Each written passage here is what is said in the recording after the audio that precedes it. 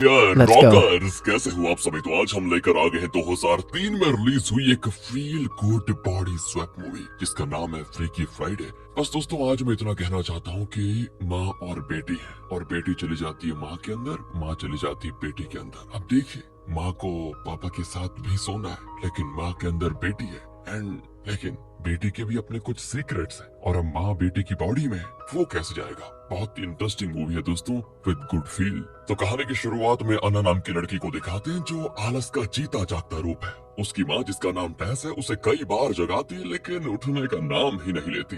टैस बेचारी घर का काम निपटाकर फिर जगाती है पर नहीं, अभी भी उठने का नाम नहीं लेती। और तब आता है उसका छोटा नटखट भाई जिसका नाम है हैरी। वो तो अन्ना के कान में बजा बजा कर उसे जगा देता है। वो भी गुस्से में उठकर तैयार हो जाती है। फिर टैस दोनों को स्कूल ड्रॉप करने जाती है। अन्ना तो हाई स्कूल में पढ़ती है, वो और हैरी अलग अलग स्कूल में पढ़ते हैं। वो कहती है मम्मा मुझे कान में यहाँ एक स्टड लगाना है। तो टैस गुस्सा होकर कहती नहीं, एक कान में स्टड काफी है। वो कार में भी पैर ऊपर रखकर बैठी होती है। बताओ इस पर भी उसे टैस की डांट पड़ती है कि ये कैसी बदतमीजी पाल कर रखी हुई है तुमने, ढंग से बैठो। क्या स्कूल में भी ऐसे ही बैठती हो। और क्योंकि अन्ना ही हमेशा मम्मी की डांट खाती है तो हैरी बड़े मजे लेता है और उसको चिढ़ाता रहता है। दोनों भाइयों की बिल्कुल नहीं बनती और एक दूसरे को तंग करने से दोनों ही बाज नहीं आते। इन दोनों को मैनेज करके इन्हें स्कूल ड्रॉप करने तक तो टैस की हवा निकल जाती है। इसी बीच वो नैन्सी नाम की एक लड़की से मिलती है और उसकी माँ का हालचाल पूछती है। उसके जाने के बाद टैस अन्ना से पूछती है कि नैन्सी और तुम्हारे बीच प्रॉब्लम क्या है, दोनों हमेशा लड़ती क्यों रहती हो। अब अन्ना गुस्सा होकर कहती है कि देखिए मम्मी प्रॉब्लम तो कुछ नहीं है लेकिन मुझे बचपन से वो बिल्कुल अच्छी नहीं लगती।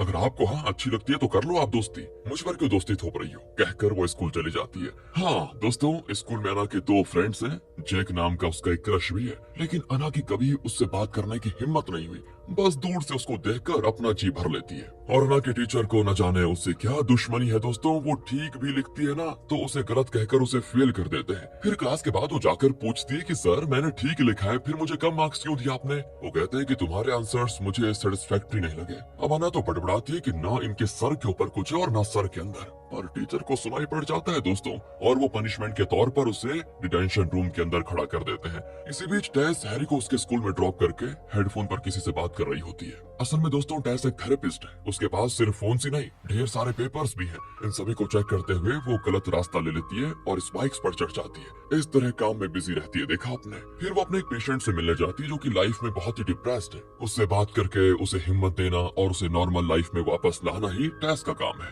अब यहाँ स्कूल में पीटी पीरियड होता है जिसमें नैन्सी जानबूझकर अन्ना पर बॉल फेंककर उसे गिरा देती है। अन्ना को बड़ा गुस्सा आता है और जब बॉल उसके हाथ में आता है ना तो बदला लेने के लिए वो भी नैन्सी पर जोर से बॉल फेंकती है। लेकिन यार अन्ना का बैड लक दोस्तों इतना खराब है कि जब नैन्सी ने मारा था तब टीचर ने नहीं देखा लेकिन जब अन्ना मारती है तो टीचर देख लेती है और फिर एक बार अन्ना को डिटेंशन रूम में भेज देती है। स्कूल के बाद जेक अन्ना से पूछता है क्या मैं तुम्हें अपनी बाइक में घर ड्रॉप कर दूं, आ जाओ। अब क्या है कि अन्ना उसके साथ बाइक में जाना तो बहुत चाहती है लेकिन डरती है कि अगर किसी ने देख लिया और मम्मी को बता दिया तो बहुत बड़ी प्रॉब्लम हो जाएगी, इसलिए वो बाहरी मन से मना कर देती है। लेकिन उसे जेक से बात करते देखकर टीचर एडवाइस करने लग जाती है कि देखो ये उम्र बॉयफ्रेंड के साथ घूमने की नहीं है, अपनी पढ़ाई पे ध्यान दो। अन्ना तो दोस्तों उसको मना कर ही रही थी, मतलब जेक को मना कर रही थी, लेकिन तब भी उसको टीचर का ये लेक्चर सुनना पड़ता है। बेचारी किस्मत की मारी अपनी लाइफ से तंग आ जाती है क्योंकि वो गलती ना भी करे तब भी सब उसको गलत ही समझते हैं। अब काम के बाद टैस सुपरमार्केट जाती है लेकिन वहाँ भी फोन पर अपने किसी क्लाइंट को वो एडवाइस देकर मोटिवेट कर रही होती है। पर बिलिंग काउंटर वाली औरत को लगता है कि वो उसी को मोटिवेट कर रही है और इमोशनल होकर वो टैस को थैंक यू भी कर देती है। वह यहाँ अन्ना जब घर आती है दोस्तों तो हैरी उसके गिटार को डंडे से पीट रहा होता है। अन्ना फिर उसको भगाकर गिटार लेकर नीचे आ जाती है। अन्ना के घर में गराज में ही दोस्तों वो अपने म्यूजिक बैंड के साथ प्रैक्टिस करती है। इनका लक्ष्य है एक बेहतरीन म्यूजिक बैंड बनाना। अब क्योंकि हैरी ने अन्ना की गिटार को डैमेज करने की कोशिश की तो गुस्से में अन्ना ने उसके सर को किसी कपड़े से लपेटकर टेप लगा दिया था और बेचारा उसको निकाल नहीं पाता। तब टैस आ जाती है तो वो कंप्लेन करता है कि मम्मी मम्मी अन्ना ने देखो क्या कर दिया। टैस उसे निकालने की बहुत कोशिश करती है लेकिन आखिर में उसे कट करके निकालना पड़ता है। इतना कस के टेप लगा रखा था बताओ अन्ना ने। इतने में इनके दादाजी आ जाते हैं लेकिन इनके म्यूजिक प्रैक्टिस की आवाज में उन्हें कुछ सुनाई नहीं देता। फिर आता है रेयान जिनके साथ टैस की एंगेजमेंट हो चुकी है और 2-3 दिनों में इनकी शादी भी है। रुकिए दोस्तों असल में क्या है कि 3 साल पहले टैस का पति यानी अन्ना के पिता गुजर गए थे, इसीलिए वो कोई दूसरा देख रही है। अब ये लोग आपस में बात करने की कोशिश करते हैं लेकिन अन्ना का म्यूजिक बैंड जो म्यूजिक बजा रहा था उनमें इनको कुछ सुनाई देता ही नहीं।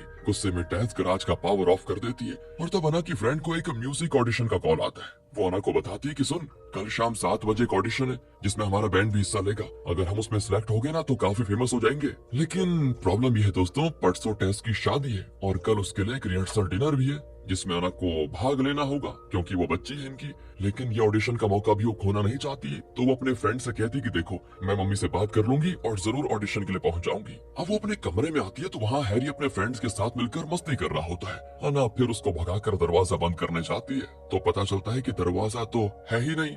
वो टेस से पूछती है कि मेरा दरवाजा क्यों निकाल दिया। तब टेस कहती है कि सुनो, मेरी तुम्हारी प्रिंसिपल से बात हुई थी आज और पता चला कि आज तुम 2 बार डिटेंशन रूम में थी। अना कहती है कि सब मम्मी उस नैन्सी की वजह से हुआ है। उसने मुझ पर बॉल फेंका तो मैंने भी उस पर फेंका, पर मेरी तो किस्मत ही खराब है। जब मैंने बॉल फेंका तो टीचर ने मुझे देख लिया, बस फिर उसी के लिए मुझे डिटेंशन रूम में भेज दिया। और दूसरी बार तो मेरे क्लास टीचर ने जानबूझकर मेरे मार्क्स काट दिए और मैंने सवाल किया तो फिर मुझे डिटेंशन रूम में भेज दिया। ऊपर से मैं जेक के साथ कैजुअली बातें कर रही थी, लेकिन फिर टपक पड़ा वो टकला टीचर और मुझे लेक्चर देने लग गया। जेक वो कौन है बेटा?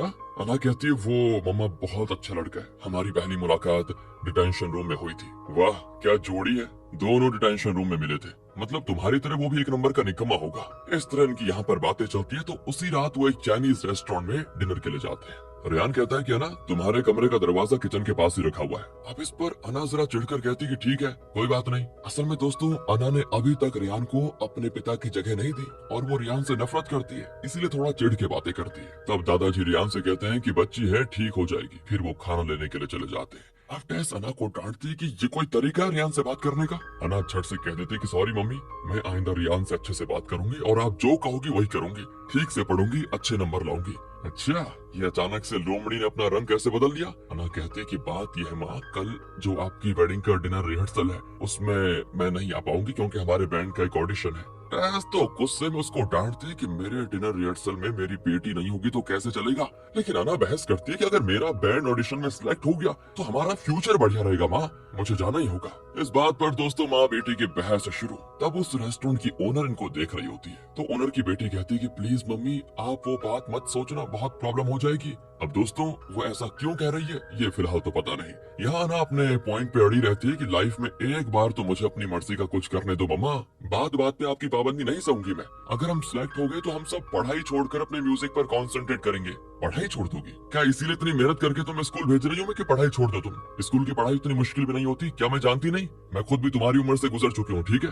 ओह मम्मा, तो स्कूल की पढ़ाई मुश्किल नहीं होती। मैं चैलेंज करती हूँ कि आप एक दिन, बस एक दिन मेरी जगह पे स्कूल स्टूडेंट बनकर रहिए, तब आपको पता चलेगा कि कितना दर्दनाक एक्सपीरियंस होता है। आप तो मजे से थेरेपिस्ट का काम कर रही है जिसमें अपने पेशेंट को 2-4 एडवाइस देकर उसे मोटिवेट कर देती है और फिर उनके पैसे भी आपको मिलते हैं। बताओ, अब तो आपकी दूसरी शादी भी होने वाली है, आपकी लाइफ में तो मजे ही मजे हैं। तो टेस भी कहती है बेटा पागल हो गई हो क्या? तुम मेरी लाइफ जियोगे तो पता चल जाएगा मैं कितनी मुश्किलों से गुजर रही हूँ। तब दोस्तों रेस्टोरेंट की ओनर 2 कुकीज ला कर देती है और कहती है ये फॉर्च्यून कुकीज है, इन्हें खाएंगे तो आपकी प्रॉब्लम सॉल्व हो जाएंगी। ये दोनों मना करती है लेकिन वो जिद करती है तो ये कुकीज रख लेती है। अब उनके जाने के बाद भी दोस्तों इनकी बहस खत्म होने का नाम ही नहीं लेती। अना गुस्से में कमरे में जाकर दरवाजा लॉक कर लेती है। टेस दरवाजा पीटती हुई कि प्लीज बाहर आ जाओ, लेकिन अना दरवाजा नहीं खोलती। कुछ ही देर में दोनों थक सी जाती है दोस्तों और कुकीज खाने का फैसला करती है और पैकेट खोलती है तो अंदर एक चिट होता है। दोनों में एक ही वाक्य लिखा होता है कि जल्द ही एक सफर शुरू होने वाला है और उसका फल दूसरे की आंखों में नजर आता है। आपको जो नजर आता है वही आप देखते हैं और तब निस्वार्थ प्रेम आपके अंदर बदलाव लाएगा। ये पढ़कर दोनों की समझ में नहीं आता कि इसका मतलब क्या है और तब दोस्तों वो जगह बुरी तरह हिलने लगती है। अना घबराकर दरवाजा खोलती है तो टेस पूछती है बेटा तुम ठीक तो हो ना? वो कहती है हाँ मैं ठीक हूँ माँ। दोनों बाहर आती हैं तो सब कुछ बढ़िया नॉर्मल होता है। यहाँ कोई अर्थक्वेक नहीं आया था जैसा इनको फील हुआ था मतलब। और तब ओनर को देखिए स्माइल करके जाती है वो। एंड यहाँ पर हमें पता चलता है कि जरूर इस ओनर ने कोई जादू टोना किया होगा जिससे सिर्फ इन दोनों को ऐसा लगा जैसे अर्थक्वेक आ गया हो। सब डिनर खत्म करके घर आ जाते हैं और दोनों अपने बेड पर लेटी होती है। ठीक 12 बजे होता है इनका बॉडी स्वैप। अगली सुबह टेस उठती है तो खुद को अना के कमरे में पाकर चौंक जाती है, मैं यहाँ पर कैसे आई? हाथ पैर ड्रेस सब बदले लगते हैं। वो कंफ्यूजन में आईना देखती है, ओह माय गॉड। तो पता चलता है कि वो अना की बॉडी में है और तब हैरी आकर कहता है कि अरे अना मम्मी तो बहुत देर से बिना हिले डुले बेड पे पड़ी हुई है, लगता है मर गई। क्या मैं मर गई? ये सोचकर वो जल्दी से अपने कमरे में आती है तो वहाँ उसकी बॉडी में आना एकदम लाश की तरह पड़ी होती है, मतलब इतनी गहरी नींद में होती है क्या बताएं। तब टेस कहती है बेटा उसे कुछ नहीं हुआ। हैरी कहता है बेटा तो तुम मुझे बेटा क्यों बोल रही हो ना? टेस झट से संभल जाती है कि ये मैंने क्या बोल दिया, और वो कहती है अचानक तुम पर दीदी का प्यार आ गया इसीलिए यार। तुम जाकर तैयार हो जाओ, मैं माँ को जगा कर आती हूँ। हैरी के जाने के बाद वो अना को जगाती है तो वो उठकर चौंक जाती है कि तुम कौन हो जो मेरी तरह दिख रही हो। टेस कहती है सुनो अना, हम दोनों का बॉडी स्वैप हो चुका है, मैं तुम्हारी बॉडी में और तुम मेरी बॉडी में हो। दोनों के कुछ समझ में नहीं आता कि ये कैसे हो गया। चलो एक काम करते हैं, दोनों एक दूसरे को टक्कर मारते हैं, शायद हमारी बॉडीज वापस स्वैप हो जाए। कहकर दोनों ये मेथड भी ट्राई करते हैं, लेकिन एक दूसरे से टकरा कर गिर जाती है। आवाज को सुनकर हैरी आ जाता है तो दोनों बहाना करती है कि हम डांस कर रही है। फिर अना दोस्तों जो टेस की बॉडी में है वो एज यूजुअल हैरी को डराने लग जाती है, तो वो बेचारा तो भाग जाता है कि पता नहीं मम्मी अना की तरह क्यों बिहेव कर रही है आज। तो तब टेस अना को वार्न करती है कि बेटा अब तुम मेरी बॉडी में हो, इसलिए जरा अच्छे से पेश आओ, समझी? इस तरह उस बच्चे को डराओगी तो वो मुझे गलत समझेगा। खैर पता नहीं अब इस प्रॉब्लम का सोल्यूशन क्या है। दोनों चुपके से नीचे आती है तो वहाँ पर हैरी और दादाजी बैठकर नाश्ता कर रहे होते हैं। हैरी उनसे कुछ मांगता है लेकिन दादाजी को ठीक से सुनाई देता ही नहीं, तो वो टेबल हिलाने लग जाता है। अब दादाजी तो डर कर भाग जाते हैं कि यहाँ पर अर्थक्वेक आ गया है। तब जाकर माँ बेटी को याद आता है कि कल उस रेस्टोरेंट में अर्थक्वेक आया था जो कि सिर्फ हम दोनों को फील हुआ। अब इतने में रियान आ जाता है तो अना की बॉडी में टेस कहती है आओ आओ हमारे साथ नाश्ता करो। रियान तो हैरान हो जाता है कि जो हमेशा उसके साथ इतनी चिड़चिड़ी रहती थी आज इतने प्यार से कैसे बुला रही है। और अब अना की बॉडी में टेस अना को समझाती है कि बेटा तुम टेस हो फिलहाल के लिए, इसलिए रियान से मेरी तरह बात करो और नॉर्मल रहो। टेस की बॉडी में अना रियान से कहती है हेलो हनी कैसे हो तुम? अब दोस्तों एक तो अना रियान को पसंद नहीं करती, ऊपर से अना के हिसाब से वो ठहरा बूढ़ा, तो उसे रियान को हनी कहना बड़ा अजीब लगता है। तो अब अना की बॉडी में टेस कहती है देखो जब तक हमारी अपने अपनी बॉडीज में वापसी नहीं हो जाती तब तक हमें एक दूसरे का किरदार निभाना होगा। वैसे उस रेस्टोरेंट की ओनर ही इस मुसीबत की जड़ है, क्योंकि शायद उसी कुकीज से हमारी अदला बदली हुई है। जरूर कोई जादू टोना किया उसने उस बॉडी ने। लेकिन आज अना का क्लास टेस्ट है जिसके लिए अना की बॉडी में टेस को स्कूल जाना पड़ेगा, और टेस का एक इम्पोर्टेंट पेशेंट है जो कि बहुत ही डिप्रेशन में है। अगर टेस आज उसको देखने नहीं गई तो बेचारा अपनी जान ले सकता है। टेस तो कहती है मैं तुम्हारा टेस्ट आसानी से दे दूंगी बेटा, लेकिन तुम्हें भी मेरे उस पेशेंट को थेरेपी सेशन देना पड़ेगा, उसका नाम एवन है। पर टेस की बॉडी में अना कहती है मैं किसी बूढ़े की बेबी सिटर नहीं बनूंगी मम्मी, वो मरे तो मरे मुझे क्या। अना की बॉडी में टेस कहती है देखो बेटा कोई मुश्किल काम नहीं होता, बस पेशेंट की बात सुनो और बात बात पर ये पूछो कि आपको कैसा फील हो रहा है, और फिर जरा उनकी बातों को नोट डाउन करने की एक्टिंग करो, और कुछ करने की जरूरत ही नहीं है। तो इस तरह माँ का काम बेटी और बेटी का काम माँ करने के लिए निकल जाती है। तब टेस देखती है कि अना ने अपना बेली बटन में एक क्रिस्टल लगा के रखा हुआ है। वो डांटती है उसको कि मैंने तुम्हें कितनी बार मना किया था इस तरह जगह जगह छेद करके स्टड मत लगाया करो। तो टेस की बॉडी में अना कहती है एक ही तो लगाया है मम्मी, वैसे आप ऐसा जूड़ा बनाकर स्कूल जाएंगी तो सब चिढ़ाएंगी। अना की बॉडी में टेस कहती है कोई नहीं चिढ़ाएगा समझी, जूड़े में ही तुम खूबसूरत लगती हो। और जब वहाँ पर हैरी आता है तो बड़ी कॉमेडी होती है, क्योंकि टेस की बॉडी में अना उसे मार कर जाती है और अना की बॉडी में टेस उसके सर पर प्यार से हाथ फेर कर जाती है। बेचारा कंफ्यूज हो जाता है कि अचानक दीदी अच्छी और माँ बुरी कैसे हो गई। फिर वो कार में जा रहे होते हैं, रियान ड्राइव कर रहा होता है, और जिस तरह हमेशा अना पैर को डैशबोर्ड पर रखती है उसी तरह अब टेस की बॉडी में अना अपना पैर डैशबोर्ड पर रख देती है और आराम से बैठती है। पीछे अना की बॉडी में टेस बैठी होती है और डांटती है ये क्या कर रही हो। अब हैरी तो दोस्तों अना समझकर उसको तंग कर रहा होता है, तो टेस उस पर भी चिल्ला देती है कि 2 मिनट चुप नहीं रह सकते क्या। तो टेस की बॉडी में अना कहती देखा देखा अब पता चला जब मैं चुप भी रहती थी ना तो इसी तरह ये मुझे गुस्सा दिलाता था छेड़कर, आपका ये लाडला बेटा ही सारी चीजें करता है। अब रियान और हैरी कंफ्यूज हो जाते हैं कि माँ बेटी की तरह और बेटी माँ की तरह क्यों बात कर रही है। फिर भी रियान टेस की बॉडी में अना से कहता है कल हमारी शादी है हनी, आज के बाद तुम सिंगल पेरेंट नहीं रहोगी। इस तरह वो खुशी से कह रहा होता है और अना की बॉडी में टेस पीछे से इशारा करती है कि अरे चुप क्यों बैठी हो, प्यार के 2-3 शब्द बोल दो उसको। तो टेस की बॉडी में अना कहती है हाँ डार्लिंग एक ही दिन बचा है, फिर मजा आएगा। मेरे पति को मरे में सिर्फ 3 साल गुजरे हैं और इतनी जल्दी मैं दूसरी शादी करने वाली हूँ। इतनी जल्दी भूल गई देखो मैं अपने पहले पति को। देखा दोस्तों इस तरह टेस की बॉडी में अना अपने दिल की बात कहने लगती है। अब इससे पहले कि अना अपनी बात पूरी करके रियान को और कंफ्यूज करती, अना की बॉडी में टेस चिल्ला देती है कि गाड़ी रोको। फिर वो अना को अलग ले जाकर कहती है, मेरी बॉडी में रहकर तुम अपने दिल की बात बोलोगी तो मुझसे बुरा कोई नहीं होगा, समझे? कायदे में रहकर ही बोलना। बेचारे रियान का दिल क्यों दुखाना चाहती हो? खैर, तुम मेरे उस पेशेंट एवन के साथ ठीक से पेश आना, समझी? अन्ना चिल्ला देती है कि ओके मम्मी। देखने में बड़ा अजीब लगता है, जैसे कि बेटी डांट रही है और माँ उसकी डांट खा रही है। और तब जेक अपनी बाइक में आता है तो अन्ना कहती, मम्मी वही तो है मेरा क्रश। क्या ये तुम्हारा क्रश है? ये तो उम्र में तुमसे बहुत बड़ा लगता है। पर दोस्तों वो पास आता है तो अन्ना की बॉडी में टेस बहुत ही चिढ़कर कहती है, ये है मेरी मम्मी। तो टेस की बॉडी में अन्ना बत्ती सी दिखाकर बात करती है। तो टेस कहती है, दांत बहुत दिखा लिया, अब जाओ यहाँ से। वो कहती है, ठीक है मम्मी, पर प्लीज मेरे क्रश से ठीक से बात करना, हमारा ब्रेकअप मत करवा देना। इस तरह माँ को वॉर्न करके वो चली जाती है। फिर अन्ना की बॉडी में टेस कहती है, देखो बेटा जेक।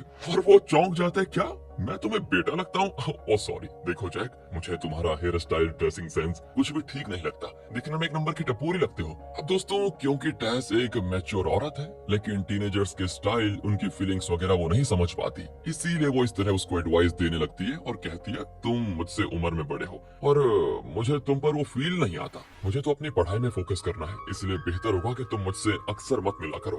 देखा दोस्तों, इस तरह पहली मुलाकात में वो अपनी बेटी के प्रेम कहानी का दी एंड करना चाहती है। फिर नैन्सी आती है तो अन्ना की बॉडी में टेस उसकी और अन्ना की सुलह करवाने के लिए खुद उससे बात करने जाती है। और वो शैतान तो उसे हक करने के बहाने उसका शर्ट ऊपर करके उसे नीचे धकेल देती है। तब उसकी फ्रेंड्स आती है और वो कहते हैं कि आज उस नैन्सी से भिड़ना पड़ेगा, हमें अपनी पावर दिखानी होगी। पर अन्ना की बॉडी में टेस कहती, नहीं, हमें वायलेंट नहीं होना, मैं उसकी माँ से शिकायत करूंगी, देखती हूँ क्या होगा फिर। और वो चौंक जाते हैं कि अन्ना जो बात बात पे मारपीट पे उतर आती है, वो इतनी सॉफ्ट कैसे हो गई? वैसे जेक तुम्हारे आगे पीछे घूमता रहता है, उसके साथ डेट पे कब जा रही हो तुम? वो कहते, नहीं मुझे डेटिंग में इंटरेस्ट नहीं है, मुझे तो अच्छे से पढ़ना लिखना है, बस कुछ करना है जिंदगी में। तुम लोग भी पढ़ाई पे ध्यान दो और अपना फ्यूचर बनाओ, समझे? इस तरह वो आंटी की तरह एडवाइस देकर चले जाती है। ये लोग भी कंफ्यूज हो जाते हैं कि इसे हो क्या गया। और यहाँ हैरी को स्कूल में ड्रॉप करने के बाद रियान टेस की बॉडी में अन्ना को किस करने वाला होता है, तो वो ये बहाना करके बच निकलती कि प्लीज आज नहीं, क्योंकि मेरे मुंह में फोड़ा हो रखा है। फिर टेस की बॉडी में अन्ना अपनी माँ का क्रेडिट कार्ड वगैरह निकाल कर अपने टीनेज के हिसाब से ड्रेस खरीद कर पहनती है और अजीब सा हेयर स्टाइल कर लेती है। सब उसे किसी अजूबे की तरह देख रहे होते हैं। इतने में टेस के बैग से कई फोन्स और पेपर्स रिंग करते हैं। फोन रिंग करते हैं तो वो बौखला कर टेस के ऑफिस पहुंच जाती है तो वहाँ के फोन्स भी लगातार रिंग कर रहे होते हैं। उसकी समझ में नहीं आता कि मम्मी एक ही टाइम पे इतने फोन्स, कॉल्स, इतने पेशेंट्स को कैसे मैनेज करती होगी। इतने में एक आदमी किसी फाइल पर उसका साइन लेने आता है तो उसे पता चलता है कि मम्मी की नजर थोड़ी कमजोर है, लेकिन इतने दिन वो किसी तरह मैनेज कर रही थी। अन्ना को कुछ हद तक अब अपनी माँ की प्रॉब्लम समझ में आ जाती है। फिर वहाँ माँ का पेशेंट इवन आता है, पर अन्ना उसे गलती से केविन कह देती है, जो उसे थोड़ा गुस्सा भी दिला देता है। फिर फोन रिंग करता है तो वो पूछता है, आप फोन नहीं उठाएंगे क्या? तो वो कहती है, उसे रिंग करने दो, फिलहाल आपका सेशन करते हैं। वो पूछता है, आपने वादा किया था कि शादी के बाद जब आप हनीमून पर जाएंगी तब भी आप फोन के जरिए मुझे थेरेपी सेशन देंगी, तो क्या वो झूठ है? इस तरह वो और टेंशन हो जाता है। तो टेस की बॉडी में अन्ना कहती है, ओके कूल डाउन, मैं फोन उठा लेती हूँ। वो फोन उठाती है तो शादी के लिए कोई कैटरिंग सर्विस वाले कॉल कर रहे होते हैं। वो कहती, क्या $10,000? इतना महंगा कैटरिंग सर्विस मुझे नहीं चाहिए। इसी बीच एवन तो जैसे उनकी बातें सुनकर बेहोश ही होने वाला था दोस्तों। दूसरी ओर अन्ना की बॉडी में टेस स्कूल जाती है तो उसे टीचर का मुंह देखा देखा सा लगता है। फिर टीचर सबसे क्वेश्चन पूछता है। अन्ना की बारी आती है तो अन्ना की बॉडी में टेस बढ़िया आंसर भी कर देती है। फिर भी वो टीचर अन्ना को इग्नोर करता है दोस्तों, उसे अच्छे मार्क्स नहीं देता। उसकी समझ में नहीं आता कि इस आदमी को मेरी बेटी से दुश्मनी क्या है भाई।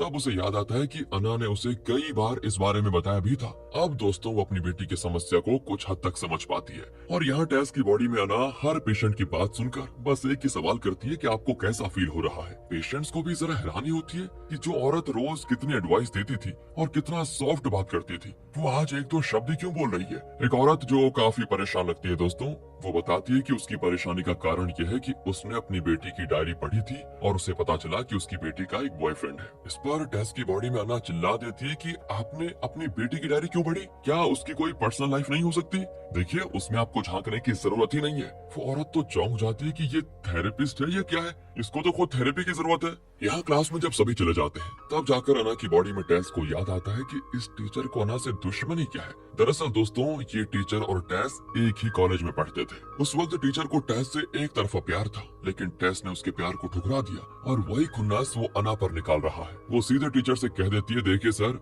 मैं जानती हूँ कि आप मेरी माँ से एक तरफा प्यार करते थे और माँ ने आपको ठुकरा दिया। उसी का गुस्सा आप मुझ पर निकाल रहे हैं ना जानबूझकर, और मुझे फेल भी करना चाहते हैं। अगर आपका रवैया नहीं बदला तो मैं प्रिंसिपल से कंप्लेंट करूंगी और आपकी नौकरी चली जाएगी। फिर ये सब बातें सुनकर टीचर की हालत खराब। बाहर अना के फ्रेंड्स ये देखकर चौंक जाते हैं दोस्तों। अब अना की बॉडी में टैस उनके ड्रेस वगैरह ठीक करने लगती है कि ये सब दिखाने की क्या जरूरत है। वो पूछते हैं कि तुमने अपनी माँ से बात की क्या, आज हमें ऑडिशन के लिए जाना है। पर वो कहती है माँ ने मना कर दिया यार, तुम लोग ऑडिशन के लिए चले जाओ। वो तो चौंक जाते हैं कि तुमने तो कहा था कि तुम्हारी माँ ने जब रियान से एंगेजमेंट की है तब से उन्हें तुम्हारी जरा भी फिक्र नहीं है, तुम उनके लिए इम्पोर्टेंट नहीं हो, इसलिए वो तुम्हें उस रिहर्सल डिनर में आने को नहीं कहेंगी और तुम ऑडिशन के लिए आ जाओगे। तुमने कहा था, क्या तुम्हारा वादा झूठा था? तब जाकर टैस समझ पाती है कि उसकी बेटी की उसके बारे में क्या राय है। वो कहती है देखो देखो ऐसा कुछ नहीं है, मेरी माँ मुझसे बहुत प्यार करती है। उन्होंने खुद मुझे गिटार क्लास में ज्वाइन करवाया था और तो और उन्होंने हमारे बैंड को अपने गैराज में प्रैक्टिस करने की परमिशन भी खुद दी थी। तुम्हारे पेरेंट्स अलाउ करेंगे क्या? क्योंकि मैं ऑडिशन में नहीं आऊंगी तो तुम लोग चले जाओ। एंड ये सुनने के बाद वो भी गुस्सा होकर चले जाते हैं। तब अना की बॉडी में टैस को पिकअप करने टैस की बॉडी में अना आती है और बहुत ही रैश ड्राइव करती है। टैस डांटती है कि मैंने तुम्हें टैक्सी में आने को कहा था ना, इस तरह ड्राइव करके किसी पर गाड़ी ठोक देती तो। और तब वो देखती है कि अना ने उसकी बॉडी का क्या हाल बना के रखा हुआ है, उसने टैस का हुलिया ही बदल डाला था।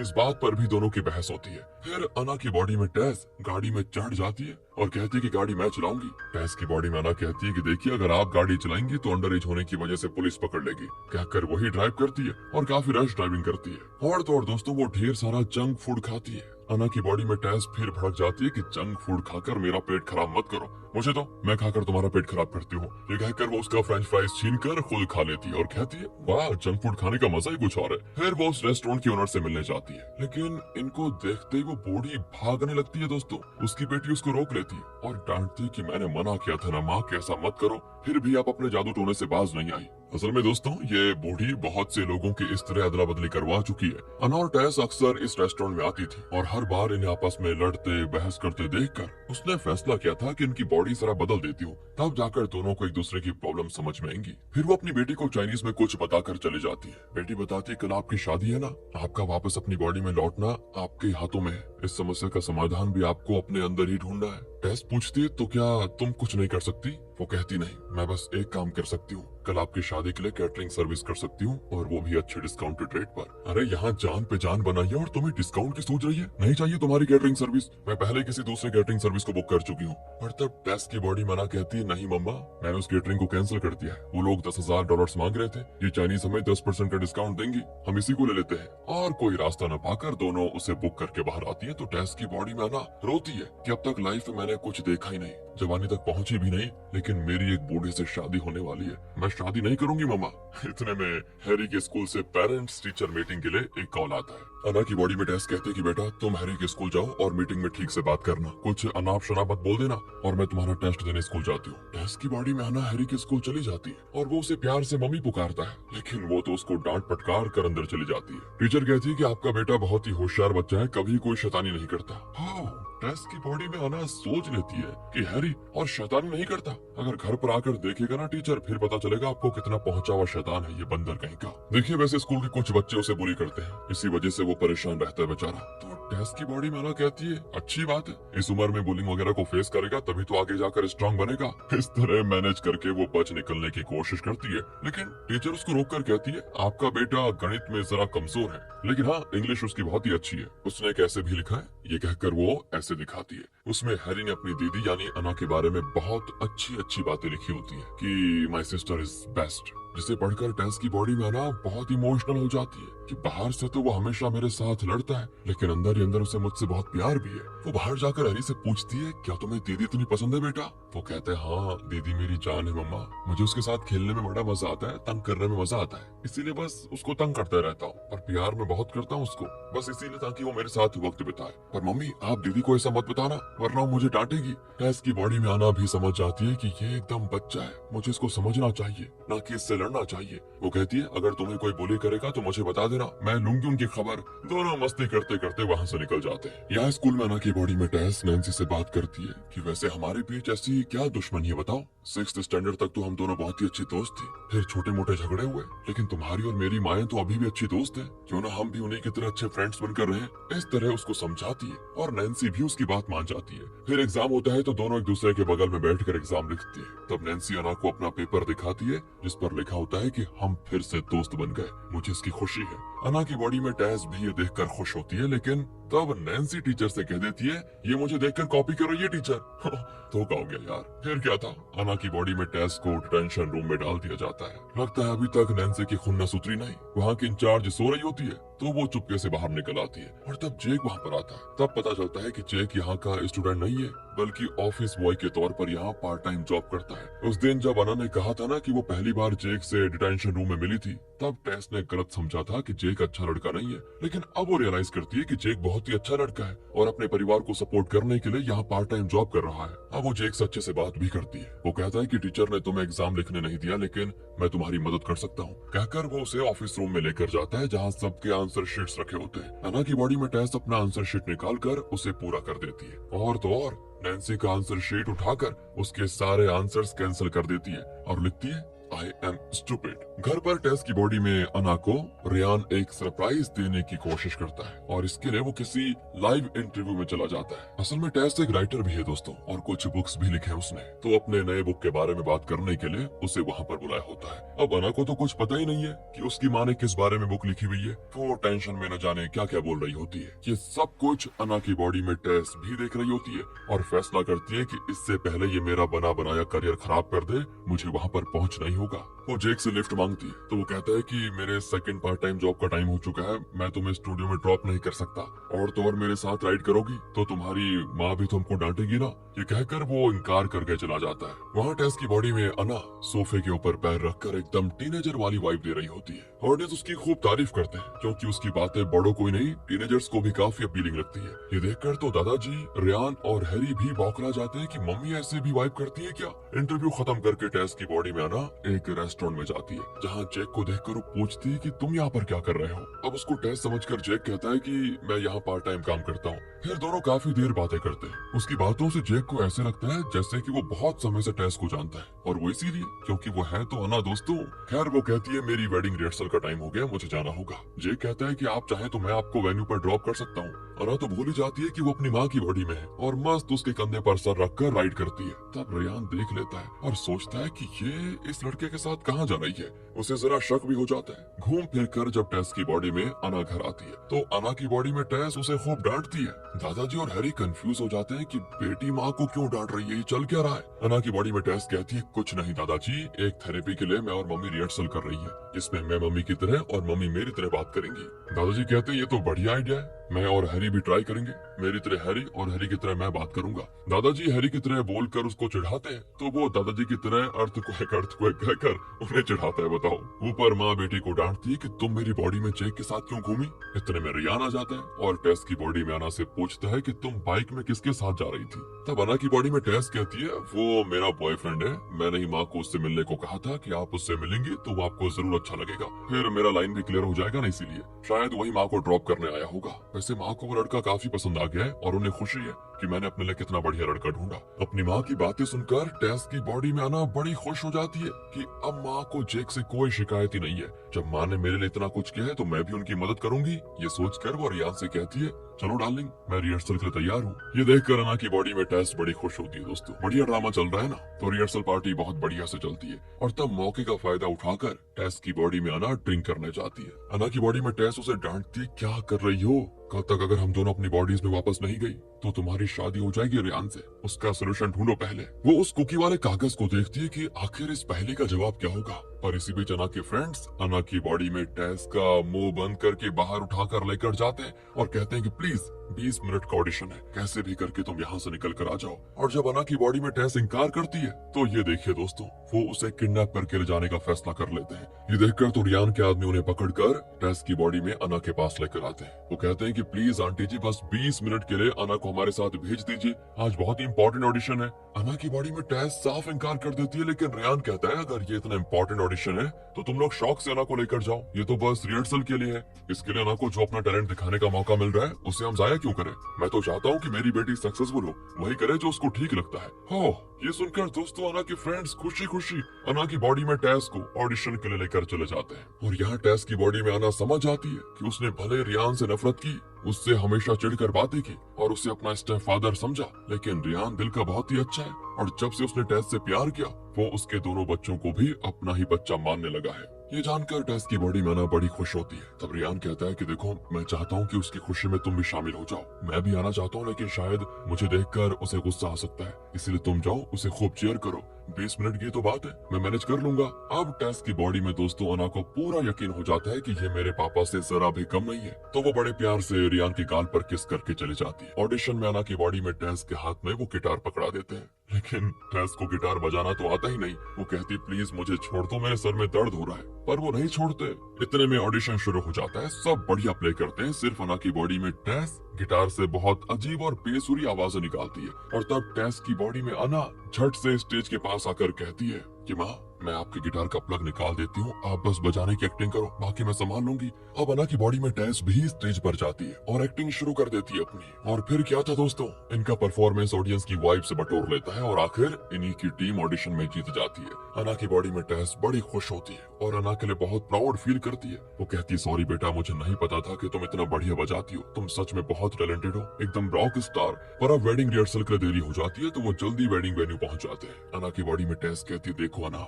मुझे नहीं लगता कि हम दोनों वापस अपनी बॉडीज में जा पाएंगे, इसलिए तुम रियान से कह दो कि हम शादी को कुछ दिन के लिए पोस्टपोन कर देते हैं। अगर वो सच में मुझसे प्यार करता है तो जरूर समझ जाएगा कि इसके पीछे कोई ना कोई वजह जरूर है। टेस की बॉडी में अना भी वहाँ जाकर सबके सामने कह देती है कि 3 साल पहले मेरे पति का देहांत हो गया था, जिससे मेरा पूरा परिवार टूट सा गया था। फिर वक्त के साथ साथ हम सब अपनी लाइफ को संभालने लगे और दोस्तों फिर सभी लोग टेस के स्वर्गवासी पति के साथ बिताए हुए पलों को याद करके इमोशनल हो जाते हैं। टेस की बॉडी में अना कहती है फिर मेरी मुलाकात रियान से हुई और हमारी मुलाकात के कुछ ही दिनों में मुझे एहसास हो गया कि रियान ही वो इंसान है जो मेरे लिए एक अच्छा पति, मेरे ससुर के लिए अच्छा बेटा और मेरे बच्चों के लिए एक अच्छा बाप बन सकता है। और मेरा फैसला बिल्कुल ठीक था, क्योंकि अब रियान हमारे परिवार का हिस्सा है और मेरा बेटा उसे बहुत पसंद करता है और अब तो मेरी बेटी भी उसको समझ चुकी है और उसे अपने पिता के रूप में स्वीकार करने के लिए तैयार है। ये सुनकर अना की बॉडी में टेस को बहुत खुशी होती है कि आखिर अना ने रियान को अपना पिता स्वीकार कर लिया। ये सब सुनकर रियान का दिल भर आता है और तब टेस की बॉडी में अना पूछने वाली होती है कि क्या हम इस शादी को कुछ दिनों के बाद रख लें, लेकिन इससे पहले वो पूछती वो जगह एकदम से हिलने लगती है। मतलब सिर्फ माँ और बेटी झटके को फील कर पाती है, बाकी लोग तो एकदम नॉर्मल बैठे होते हैं। और यहाँ पर टेस और अना वापस अपनी बॉडीज में आ जाती है। अब दोनों समझ जाती हैं कि जिस पल में दोनों ने एक दूसरे की जिंदगी को, एक दूसरे की प्रॉब्लम्स को समझा और एक दूसरे को सपोर्ट करने को तैयार हो गई, तब जाकर ये दोनों अपनी बॉडीज में लौट आई। यही था वो सोल्यूशन जो इन्हें खुद ढूंढना था। अब अना एक ड्रिंक लेकर पहली बार रियान को पापा कहती है और ये भी कहती है मैं इस परिवार में आपका स्वागत करती हूँ। रियान एक बार टेस से पूछ लेता है कि क्या सच में अना ने मुझे एक्सेप्ट कर लिया है। टेस कहती है हाँ, वो तो दिल से तुम्हें अपना पापा मान चुकी है। तो दोस्तों अगले दिन टेस और रियान की होती है शादी। माँ बेटी एक दूसरे को थैंक करती है और पिछली हरकतों के लिए एक दूसरे को सॉरी भी कह लेती है। तब जेक आता है तो टेस खुद अना से कहती है लो आ गया तुम्हारा बॉयफ्रेंड, जाओ उससे बातें करो। अना भी उसके पास जाती है और उसे प्रपोज कर देती है। दोनों मजे से डांस करते हैं। दूसरी ओर दादाजी हैरी से कहते हैं कि वो देखो वो लड़की तुम्हें देख रही है, जाओ जाओ उसके साथ डांस करो। हैरी कहते हैं नहीं मैं नहीं जाऊंगा। दादाजी कहते हैं इस तरह अपनी जवानी बर्बाद मत करो पोते, अगर मैं तुम्हारी उम्र का होता तो अभी तक न जाने कितनी गर्लफ्रेंड्स बना चुका होता। और तब उस रेस्टोरेंट की ओनर वही जादू टोने वाली बुढ़िया दोस्तों 2 फॉर्च्यून कुकीज लेकर इनकी ओर आती है। उसकी बेटी भागकर आ जाती है कि प्लीज उनके साथ ऐसा मत करो। अब इससे पहले कि दादाजी और हैरी कुकीज निकालते, ओनर की बेटी झपट कर उनके कुकीज छीन लेती है। अगर वो लोग उसे खा लेते तो जरूर दादाजी और हैरी की बॉडी स्वैपिंग हो जाती और दादाजी को फिर स्कूल जाना पड़ जाता। कोई बात नहीं दोस्तों, फिर अना और उसके फ्रेंड्स का एक बैंड कॉन्सर्ट होता है और सब खूब एंजॉय करते हैं। इसी हैप्पी मोमेंट के साथ ये मूवी यहाँ पर खत्म होती है। बाकी अब आप बताइए आपने मजा किया कि नहीं, आपको स्टोरी कैसे लगी